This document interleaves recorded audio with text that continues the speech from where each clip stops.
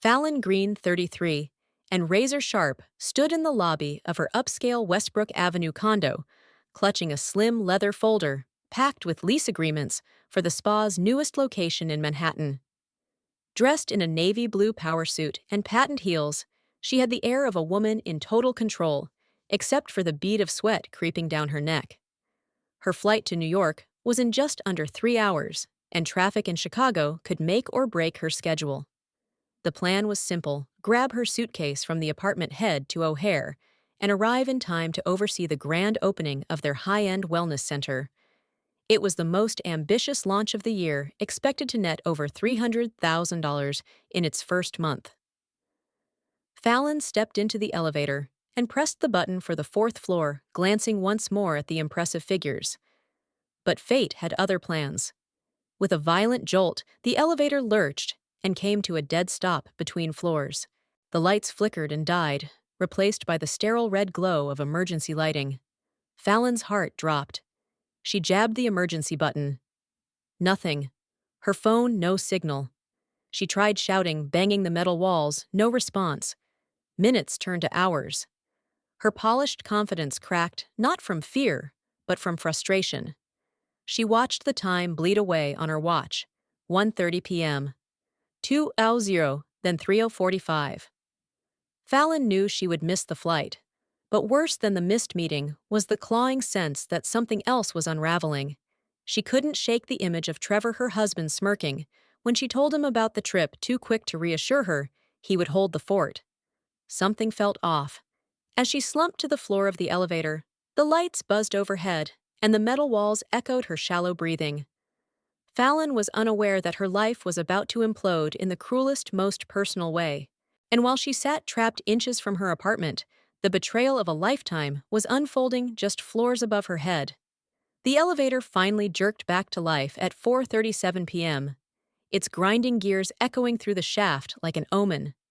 Fallon staggered out, heart still pounding heels, clicking across the polished floor as she sprinted toward her unit. Her suitcase stood in the hallway, perfectly packed and zipped just as she left it. But the apartment door, slightly ajar, sent a chill crawling up her spine.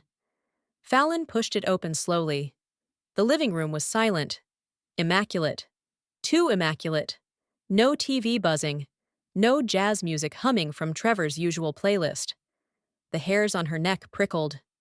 She stepped deeper inside, drawn by the faint sound of laughter echoing from the master bedroom. A woman's voice, light, familiar, playful. Fallon's pulse spiked as she inched toward the door. She pushed it open, and her world shattered. There, tangled in their Egyptian cotton sheets, was Trevor. And beside him, laughing like she belonged, was Fallon's younger sister Leighton. Her 26-year-old baby sister, who Fallon had paid to study abroad, had covered rent for, had helped land a job just 6 months ago at Fallon's own spa company. Now, here she was, naked in her bed with her husband. Fallon couldn't speak. Trevor's eyes locked with hers, frozen in horror. Leighton's laughter died mid-sentence as she whipped around and shrieked. Fallon did not scream. She did not cry. She simply turned, walked out, and shut the door. Her hands trembled as she called an Uber voice, cold and flat. The flight was long gone. But this betrayal, this monstrous knife in the back, was only just beginning to carve into her life.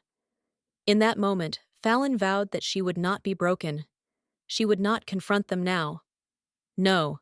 She would make them bleed slowly with silence, power, and poise. If you've ever been betrayed by someone you trusted, comment the word "yes" below, and subscribe to this channel for more real, raw storytelling that cuts deep. Because Fallon was not just going to walk away, she was going to rise higher than ever, and when she did, they'd regret ever underestimating her. The fire had been lit, and Fallon Green never lost. She waited, and when she struck, no one saw it coming. Fallon Green didn't just disappear after the betrayal, she transformed. While Leighton and Trevor continued playing house in the same apartment Fallon had once called home, Fallon was already 10 steps ahead, orchestrating her silence into strategy. For the next 3 weeks, she moved like a ghost, with purpose, switching her phone number, closing joint accounts, and discreetly freezing shared assets. She even instructed her private assistant to schedule a meeting with Pinecrest and Lang, a high-profile law firm known for protecting wealthy clients from public scandal. Fallon had no intention of simply divorcing Trevor. She planned to erase him from her name, her finances, and eventually his own career. Meanwhile, Leighton posted pictures on social media as if nothing had happened, captioning a beach photo "New Beginnings," with Trevor's unmistakable arm draped around her.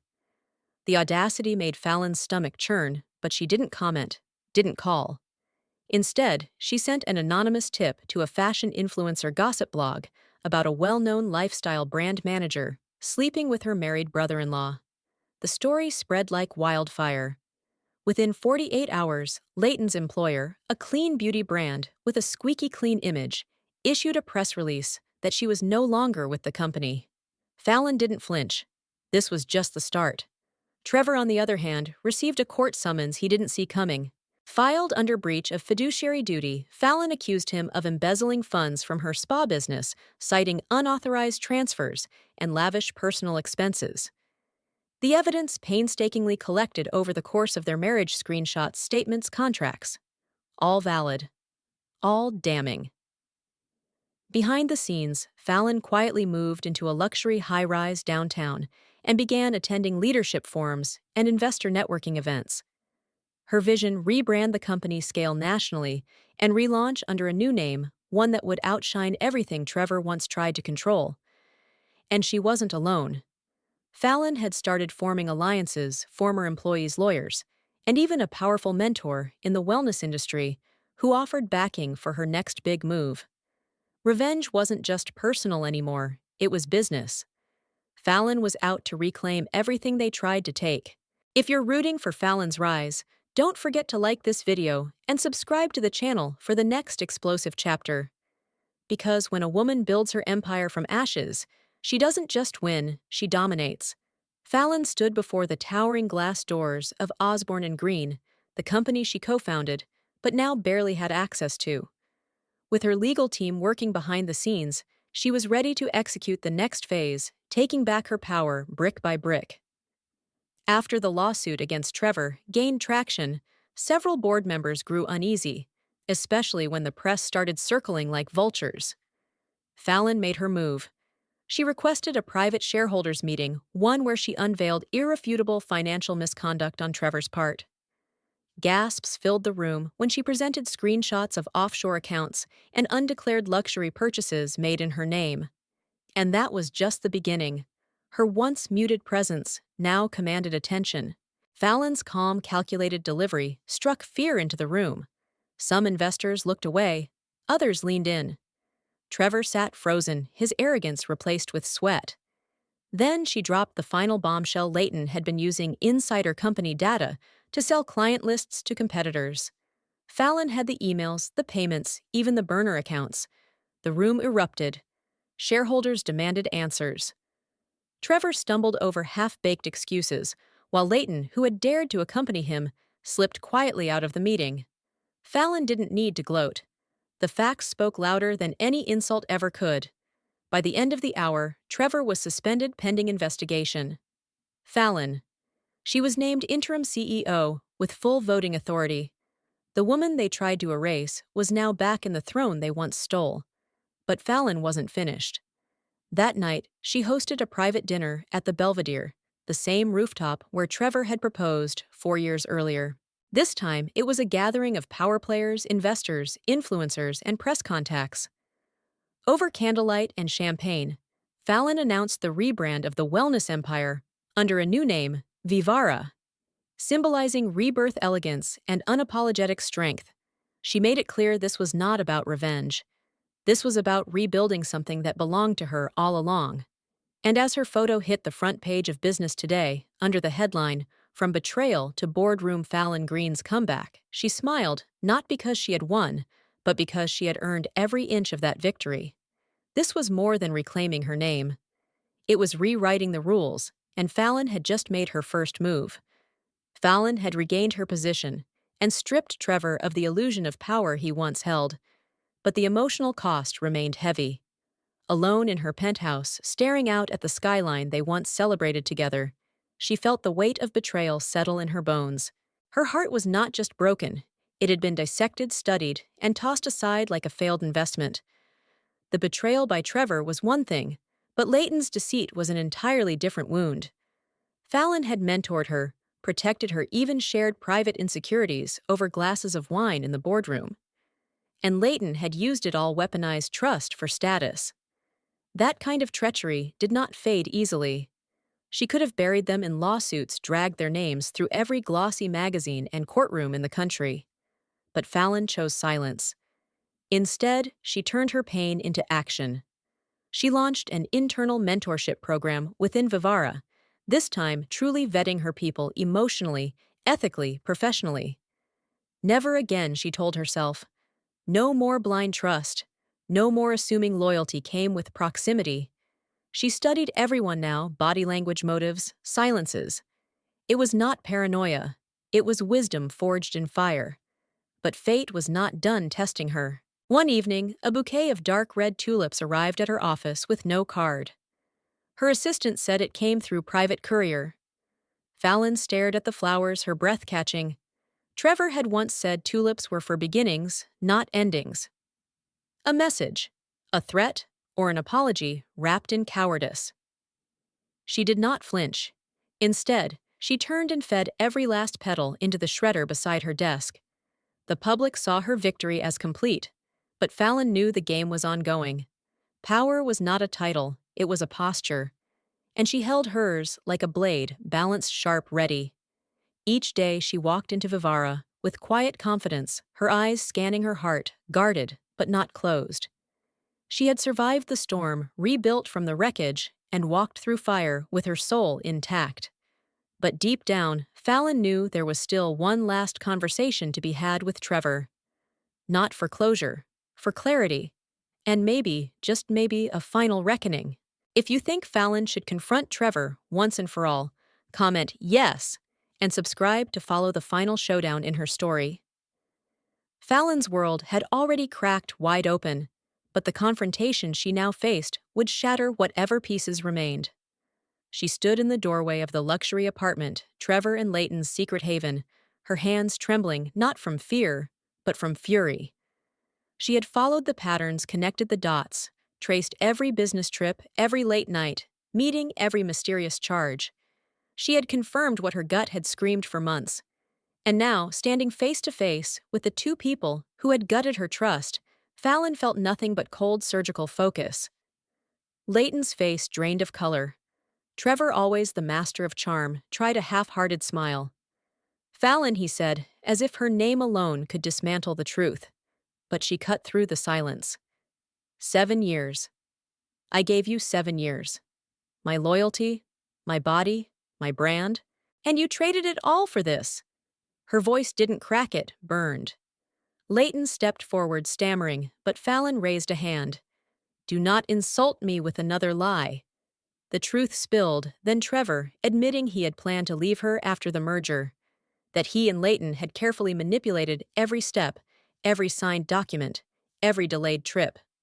You were convenient, he had said, a line that echoed in Fallon's mind like a gunshot. But convenience had limits, and Fallon had reached hers. With photographic proof, legal records, and boardroom allies she had quietly built behind the scenes, she had the power to ruin them both. And she did. Contracts were voided, treachery exposed. The board had no choice but to side with her. Trevor was fired. Leighton's reputation, once rising, was scorched beyond repair. Fallon stood in front of Vivara's glass tower days later, her reflection caught between pride and exhaustion. The empire she built remained hers, but it came at a steep price. She was changed now, wiser, colder, but still standing. She had won the war, but lost the innocence of trust. If you believe betrayal must always be answered with strength, even when it cost your heart, comment yes, and subscribe to witness how Fallon rewrites the rules of revenge. As she walked back inside, a text pinged her phone. Unknown number. We are not done. Fallon smiled. Neither am I. The boardroom was silent as Fallon stepped forward, shoulders squared, voice steady. Across from her sat Trevor, disheveled and desperate, his eyes begging for a grace he no longer deserved.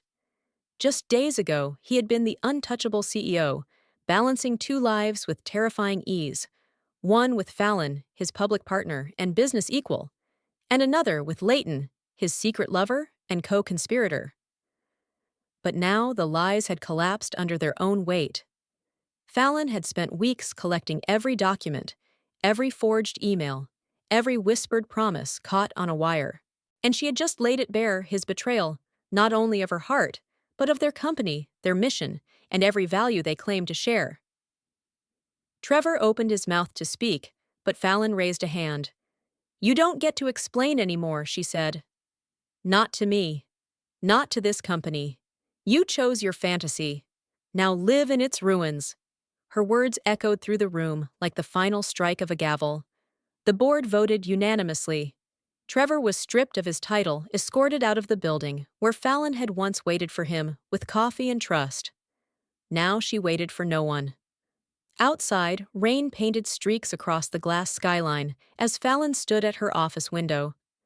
The storm outside matched the one inside her: grief, yes, but also triumph. She had not broken, she had rebuilt.